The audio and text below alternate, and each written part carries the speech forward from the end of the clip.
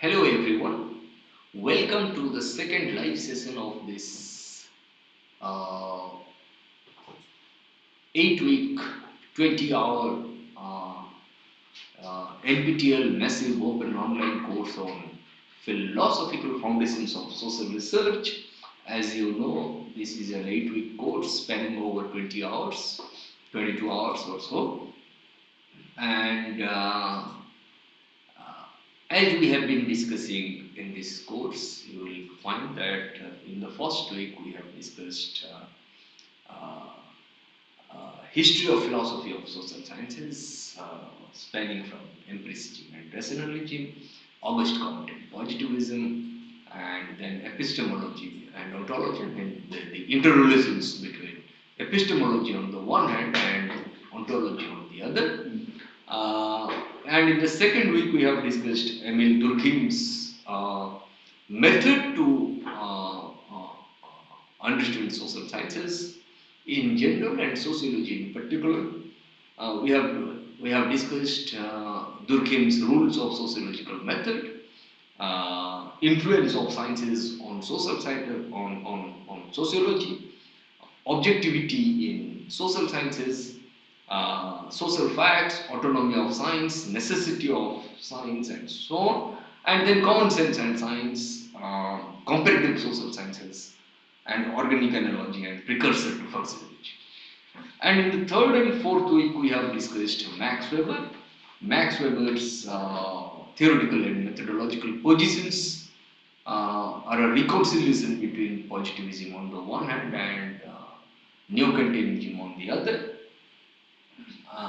And then we have discussed Weber's and also a third area which emerged in the context of Weber in theoretical and methodological positions, that is idealizations in the cultural sciences. Okay, and then we have discussed methodology of social sciences by Weber, and methodological individualism. We have discussed meaningful social action, interpretative understanding of social action, and Verstehen, and direct understanding, indirect understanding, ideal types, economic phenomena, economically relevant phenomena, and economically conditioned phenomena. And in the fifth week, we have discussed Marx's idealism versus materialism, materialist conception of history, principles of dialectic, understanding nature, the relationship between nature on the one hand and human beings on the other, and Marx's theory of ideology and theory of science, and what are the methodological implications. And in the sixth week, we have discussed Karl Popper and Thomas Kuhn. In the context of Popper, we have discussed principle of justification, principle of, context of discovery and context of justification. And then we have discussed principle of systematic falsification, hypothetical deductive model, and so on. And in Kuhnian structure of scientific revolutions, we have discussed how it is a consensus-driven paradigm, normal science, anomalies, crisis, revolutionary science, and a new paradigm. And in seventh week, we have discussed positivism versus hermeneutics, phenomenological tradition, which contradicted positivistic position, natural sciences versus social sciences, objectivity versus subjectivity in social sciences, and quantitative versus qualitative research traditions. And in the eighth week, in the last week, we are going to discuss beginning of the end of philosophy of social sciences, and then we'll end with an overview. What we have done, I have received one question, social sustainability. Somebody is asking me, Tripti, that she has been working on social sustainability with respect to, with an application to urban planning and design. If you look at this, and she wants to understand social science, social research methods, or methodology or a set of methods that can be applicable for research. I think it requires more deliberation on this subject. If you look at social sustainability, urban planning, urban design, and so on, perhaps the kind of research questions that you have that will guide you to devise your research methods. What kind of questions that you have, what kind of objectives that you have laid out. Um, uh, you can still use interpretative methods. You can use more of a case study. You can use content analysis and so on. But it requires interpretation. Why you have selected this topic? Because selection is based on cultural relevance, according to him. Okay. When I say selection is based on cultural relevance, culture assumes greater significance because culture refers to a totality of real objects in our surroundings, in our economy, in our culture, in our polity. Okay. You can use mixed methods. You can use both quantitative as well as qualitative methods. You can use also only quantitative methods. You can use only qualitative methods. I mean, it all depends on the kind of questions that you have, research questions that you have, and the way you have laid out the objectives of the study. Okay. If there is any question, please raise these questions in this 1 hour. If you fail to raise these questions now, you can still write to us or TAs. They will definitely get back to you. If my TAs will not be able to get back to you, I mean, if they have some query or so, they will definitely get back to me so that I can reach out to you. That's not a problem. If you, I'm trying to revise whatever we have done precisely because this month end you are going to appear in the final examination. I'm sure all of you are doing well in the assignment. If you look at the first week that we have discussed, I mean, we started with how philosophy was divided into two parts, namely natural philosophy on the one hand and moral philosophy on the other. Natural philosophy is nothing but science in the present sense of the term, and moral philosophy is nothing but ethics in the present sense of the term. I mean, the term science was coined by William Whewell in the 19th century. Prior to this, prior to the 19th century, science was known as natural philosophy. Okay, I mean, it's a study of nature. And natural philosophers or scientists in the present sense of the term are engaged in epistemological questions, whereas moral philosophers are engaged in ethical questions. Epistemology is nothing but a body of knowledge or a theory of knowledge precisely because of the fundamental questions that epistemology addresses, namely what is knowledge, what counts as knowledge, how is knowledge produced, and so on. And the fundamental questions that ethics addresses: what is good, what is bad, and because of which what is right, what is wrong, because of which ethics is known as a study of nature of conduct. Natural philosophers for a long time they have ignored the ethical questions. I mean, the kind of knowledge that we have produced, whether it is accessible to all, whether it is democratically distributed or not, whether it is equitably distributed or not, whether there is freedom to dissent to the kind of knowledge that we have produced or not. And these became a part and parcel of the purview of ethics. And when we tend to integrate epistemology with ethics, we tend to arrive at modern philosophy of science. The question, what is the method of science, is as old as science itself.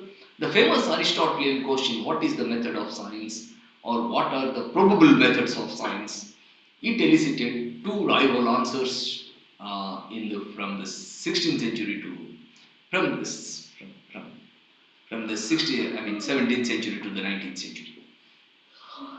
Okay, these 300 years, if you look at, uh, uh, you will find that those two rival answers which came up to address the question, what is the method of science? One is empiricism and the other rationalism. Empiricism is based on experience, rationalism is based on reason. That's why experience and reason became the two sources of knowledge production. Even in 2022, it is very relevant. I mean, what are the sources of knowledge production? One is experience and the other reason. Okay, it doesn't imply that we cannot have a third source. We'll see, but till now we are limited to. We have limited our purview to only two sources of knowledge production. One is experience and the other reason. And that's how, I mean, when empiricists said that science or knowledge begins with observations, remains at the level of observations, and ends with observations, rationalists suggested that no, science begins or knowledge begins only when we go beyond observations.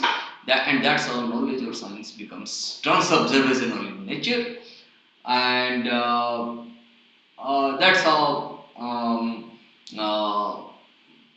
European Enlightenment, modernity, decline of the influence of church, religion on public life, rise of modern science and technology, they became the hallmarks of positivistic school of thought.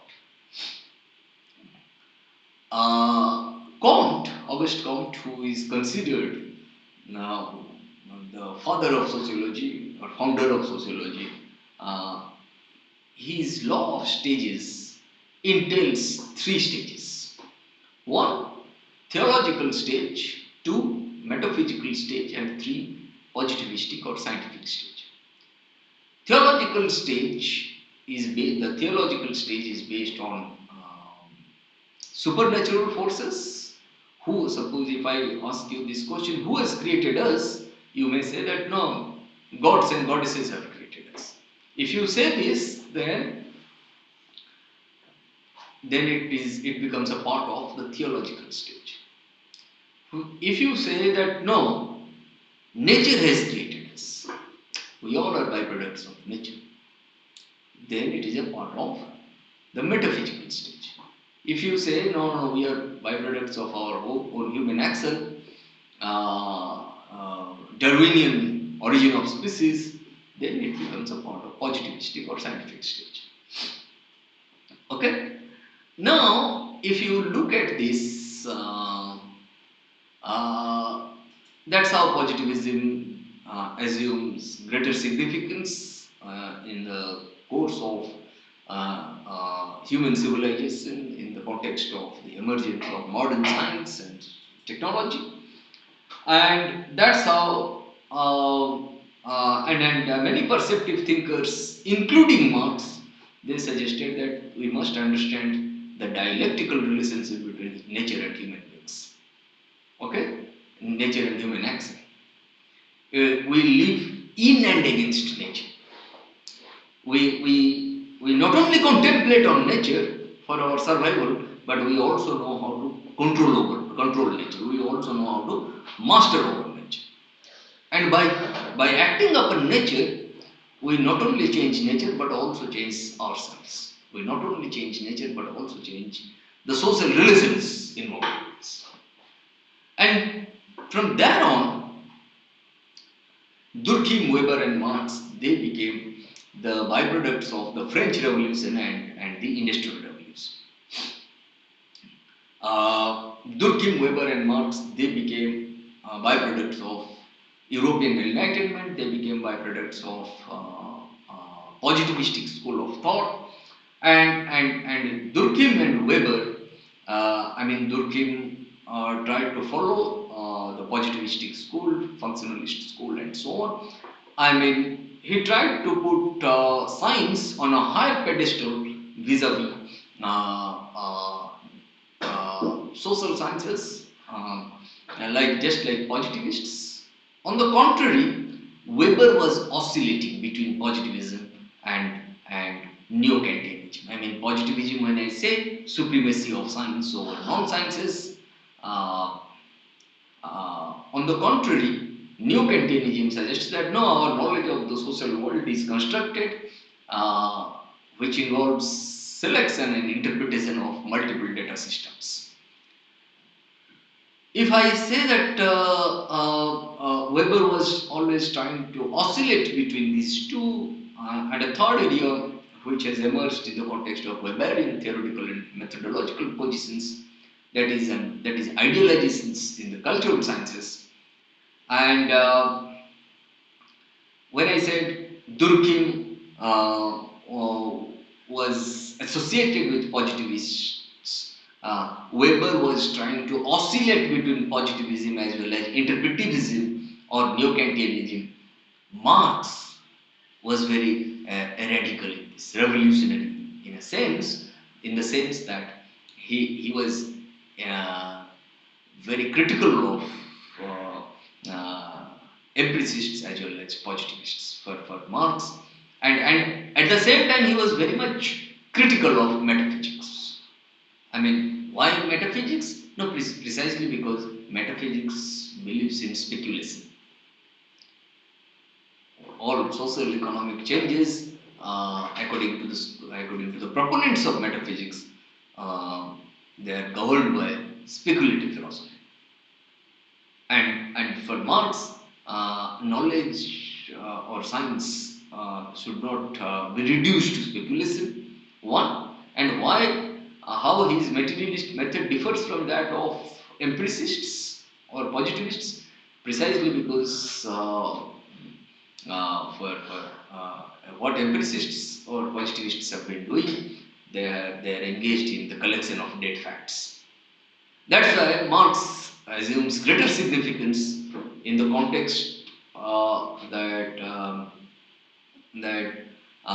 it is not enough, it is not adequate to interpret the data at hand, interpret the world that we live in, but the more important thing is how to change it.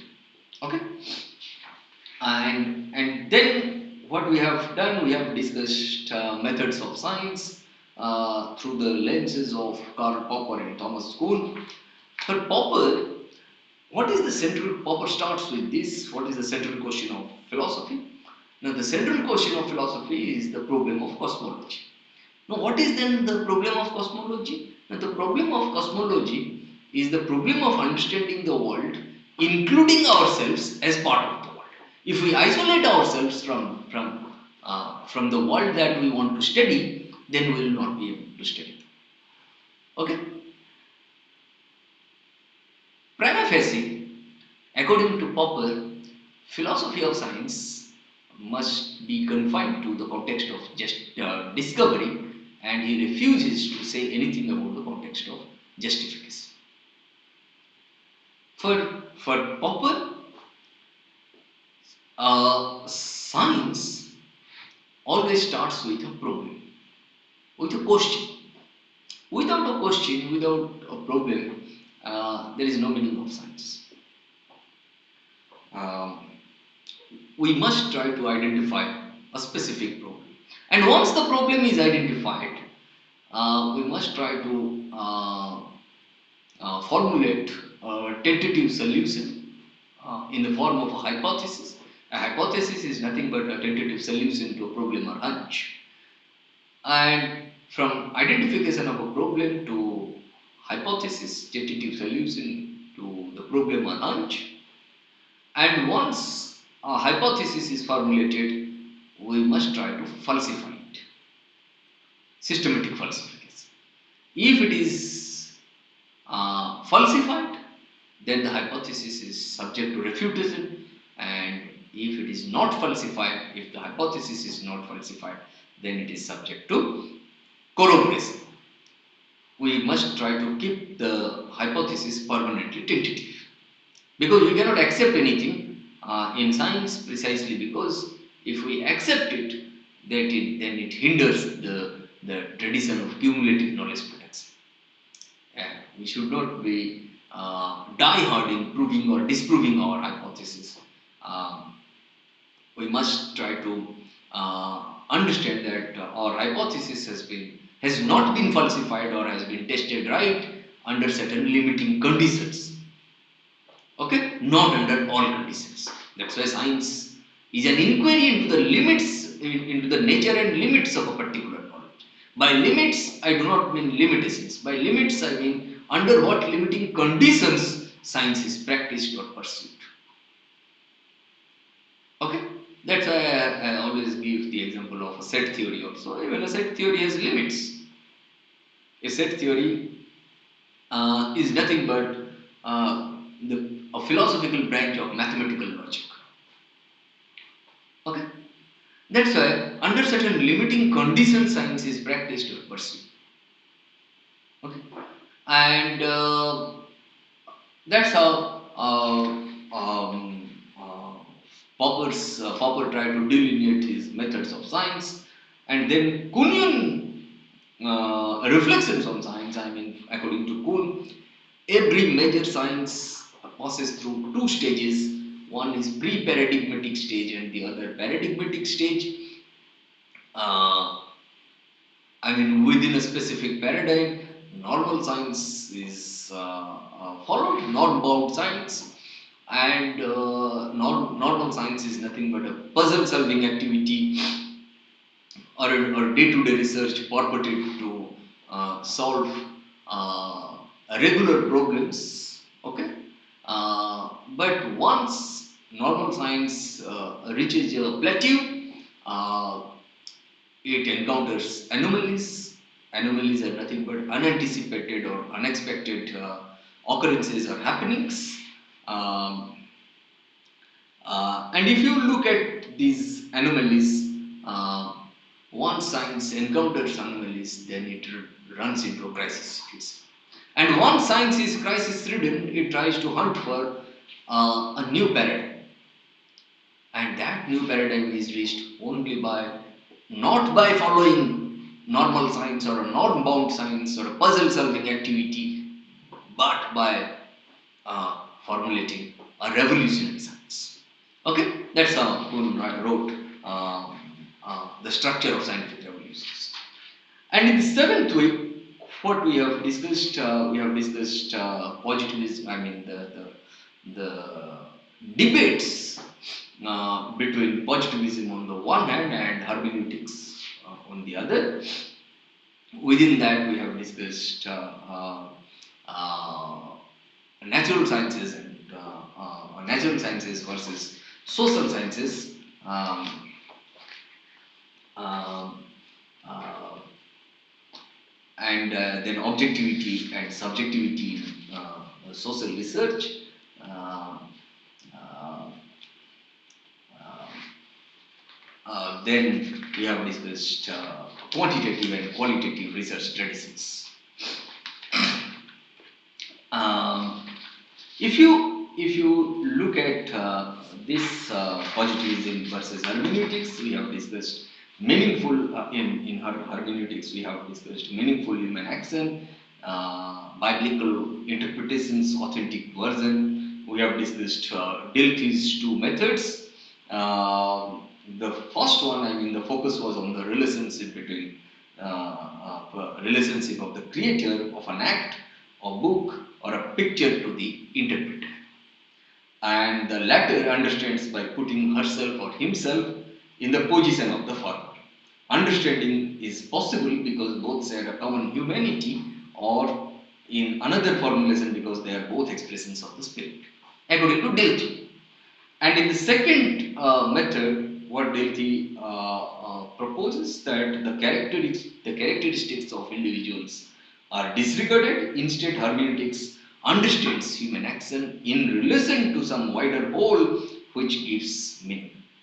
Okay, that's why, for example, a painting is understood by a reference to the outlook or worldview of the society in which it is approved. Similarly, the analyst can construct such a worldview out of its individual manifestations. This circular relationship between a whole and its parts is known as a hermeneutics circle. Okay, and we have discussed Gadamer, Mannheim. Then we have discussed phenomenological sociology, Alfred Such, Peter Berger, Luckman, the social construction of reality, Such's phenomenological sociology, Weberian Verstehen, and so on.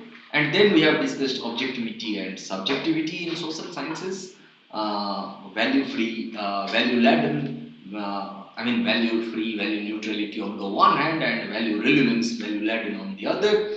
Subjectivity, you have discussed consciousness, agency, personhood, reality, and truth. Social mode, which is historically conditioned, individuation, process of socialization, culture, living, totality of objectivity, totality of subjectivity, culture shock, and then we have discussed quantitative and qualitative research traditions. It's extremely important. Please remember that we must remember that there is a dialectical relationship between quantitative and qualitative research traditions. Placing quantitative over qualitative or qualitative over quantitative is misleading. Okay. Uh, uh, and then we have discussed philosophy of the social sciences, beginning of the end of social sciences, and also return of grand theory in the human sciences. I mean, if I look at the works of Quentin Skinner and so on, we have divided philosophy of the social sciences into five we have examined philosophy of the social sciences through 5 parameters, namely naturalism and the unity of scientific method, 1. Secondly, critics of naturalism. Thirdly, methodological individualism versus methodological holism. Then, fourthly, what do social sciences do? And fifthly, methodological pluralism. Okay, and that's how we are going to complete this course. I hope all of you are attending the classes, lectures, trying to attend the assignments properly. Hopefully you will write, I'm sure all of you are very bright students, all of you will write well in your final exams. If there is anything else, please rage, or else you can write to us and we will respond. Is there any other question? Can we stop? Yeah? Okay. Thank you very much. All the best. Do well. Thank you.